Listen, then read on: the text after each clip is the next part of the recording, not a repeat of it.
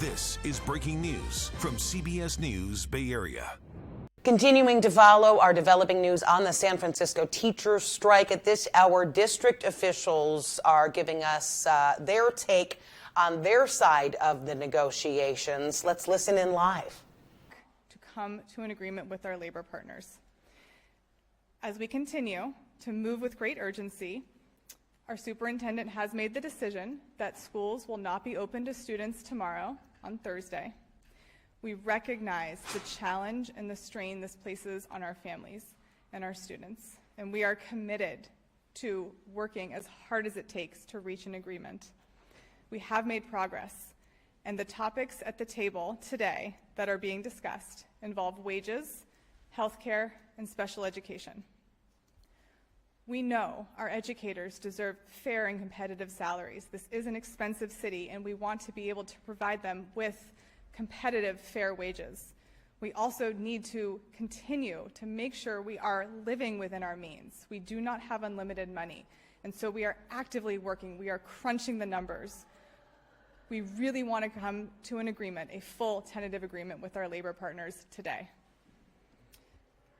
I'm going to share some updates on our district operations. We are incredibly grateful to our community and our city partners for all of the support they are providing to our students, including our students who are further from access. Yesterday, 1,100 students attended our after-school community-based organization programs, and over 300 attended our DCYF programs. Over 760 breakfast meals were served at 14 sites throughout DCYF, and 1,600 lunches were served at 30 sites throughout DCYF sites. And this afternoon, we had over 1,500 school meals delivered by our own meal provider to our community-based partners to make sure that we are expanding our access for our students. We will stay at the table for as long as it takes. We want the strike to end. We want to be able to reopen schools and have students return to be with their teachers, with their principals, with all of the caring staff who show up every day and support our students. So I'll take a few questions now. This morning, the superintendent was critical of the teachers for not staying overnight, continuing the bargaining. You've said you're committed to staying as long as it takes. Have teachers committed that they will stay as long as it takes and bargain continuously? And has the district asked them to go back to the classroom while you still hammer out the details? So we really appreciate Mayor Lurie's call and others' call for a cooling off period for a break in the strike, and this happened a few days ago before the strike began. We agree with that. We support that. We want our students back in the classroom. We will continue to work with urgency if students go back to the classroom. This will be our #1 priority until we reach a full agreement with our labor partners. And so we are grateful for those who are joining that call, and we also today posted on our website a timeline of all of the bargaining sessions that have taken place since the fact-finding progress began on January 23rd.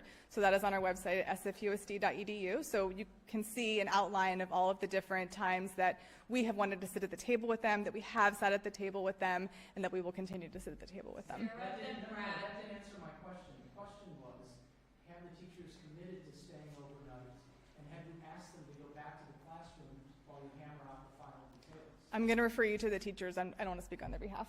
Sarah, what is the economic impact to each day if these schools are closed? So we are running those estimates. What the superintendent has shared is we expect a loss of about $7 to $10 million a day. But again, we need to see what happens and see how long this takes, and then we'll be able to provide a more update on that later. Brad? I know the numbers are evolving, and the last couple days it was real progress is being made. We're not hearing that today. How far apart are we? Has anybody moved? I will be very clear. We are making progress. This is very complicated work, and the items that are being discussed today are healthcare, salaries, and special education. These are very complex pieces of work that have to happen. There's lots of budgets involved in spreadsheets, and so this is work that's happening at the table right now. And then Christian, Ben Moose.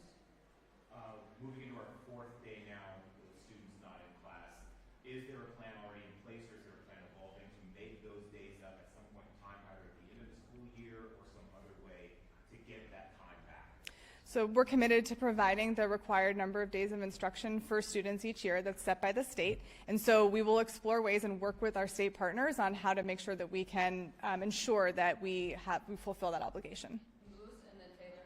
Okay, so you talked about 3 categories, right? Wages, healthcare, and special education. Are you guys anywhere near close of maybe finding some sort of agreement in any of these categories? So we've been going back and forth, as the superintendent mentioned this morning, and as I just shared, around different proposals. And so that is active work happening. That is work happening at the table, and that is the progress that we're making. But we know that a full agreement is what's needed, and that is what we are working so hard to achieve. Taylor. So did the district afford any additional special education staff with reduction of contractors for special education, or at least elimination of some of them and reliance on them? And then, if so, do we have any estimates on either how many staff that could afford the district or how much money that could save the district eventually? We are very grateful to our educators who serve our students who receive special education services. And so with that agreement that we're working on with our labor partners, we absolutely want to make sure that it's something that we can afford and that we can fulfill. And so all of those details are being worked out at the table. Laura, you mentioned the word progress. It's been thrown on a lot this week, but is there going to be a point where a deadline is actually set to say we're going to settle this by this date so it doesn't go on for weeks and weeks like it did many, many years ago for more than 6 weeks? Seems like we're headed down that road. So will anything like that be done? We want to settle today. We continue to bring our counter proposals back to our labor partners. We want to work through all of these details together. So we would like to come to a full agreement. That is our goal. That is our 100% focus right now. Joe. We were just upstairs with a number of students who were wishing us to talk to Dr. Sue. Has she committed and will she commit to speaking with those students? Yes, as Hung Mei shared, she is committed to speaking with our students. Our superintendent frequently meets with our students and really appreciates hearing from our students. We know that they expressed issues of great importance to them, and we really appreciate that they took the time to show up.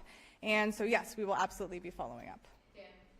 Can you speak to the issue of trade-offs again? The teachers are still at their rallies saying, we want X, Y, and Z, and we're going to get everything. Can you explain why, considering your fiscal situation, everything is not really on the table because of the trade-offs you have to make? We do have limited funding, and we have a structural deficit. Those facts have not changed. We are under state oversight. And so each year, as we spend more money than we bring in, we have been trying to reduce those costs. Now, we know that to come to an agreement with our labor partners, that will take an investment. This is an investment in our teachers, in our counselors, in our nurses, in our paraeducators, in our colleagues who show up every day and support our students. And so we are looking at different ways that we can make sure that we can fund something that is fair and competitive for them. Marina. There was a presentation signed by Commissioner Matt Alexander that called into question that structural deficit. Have you gotten a chance to see that presentation, and what is your response to it? Our budget team shares regular updates at the Board of Education. The most recent first interim report was in December, and our next budget update will be at the second interim report in December. And so I will refer questions about our budget to those budget meetings. We have also posted some information on our website about our budget and how the deficit and the reserves and the fund balance and how all of those things work. So we're happy to share those links with you. Taylor. The union shared documents stating that the district had outright rejected its proposals for staffing minimums for social workers and school site nurses and other wellness staff. Can you tell us any more details about that? Those are details that are being worked out at the table, so I can't comment on those. Okay. Thank you, everyone. Thank you.